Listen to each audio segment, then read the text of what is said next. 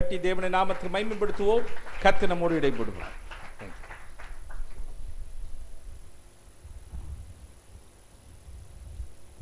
கர்த்தருடைய நாமத்திற்கு மகிமை உண்டாவதாக. நமது தேவனாய கர்த்தர் நல்லவர், அவர் கிருபை என்றும் உள்ளது. கர்த்தருக்கு ஸ்தோத்திரம்.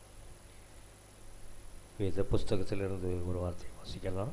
அப்போஸ்தலர் நடபடிகள் 13ஆம் அதிகாரம் 22வது வசனம். அப்போஸ்தலர் நடபடிகள் 13:22.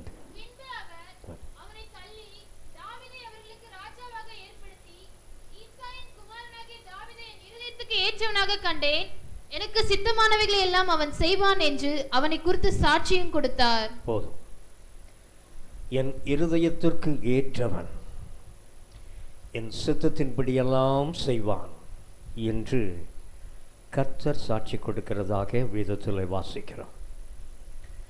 என் இருதயத்திற்கு ஏற்றவன் என் சித்தத்தின்படியெல்லாம் செய்வான் என்று தாவீதை குறித்து ஆண்டவராகிய கர்த்தர் சாட்சி கொடுக்கிறதாக பார்க்கிறார். ஆண்டவர் நம்மை குறித்தும் இவ்விதமான சாட்சி கொடுக்க வேண்டாம். அவனை குறித்து அவன் சாட்சி கொடுப்பதற்குள்ளதான காரணங்கள் வேதத்தில் எழுதப்பட்டிருக்கிறதாக பார்க்கிறோம். அதை போல நாமும் அபிதமாகவே நடந்தால், அபிதமாகவே செயல்பட்டால், இந்த தாவீதை குறித்து சொல்கிறதான அதே வார்த்தை நம்மை குறித்தும் ஆண்டவர் சொல்லுவார் என்பதாக வேத வசனத்திட்டமாய் அறிந்து கொள்கிறோம். கர்த்தருக்கு ஸ்தோத்திரம்.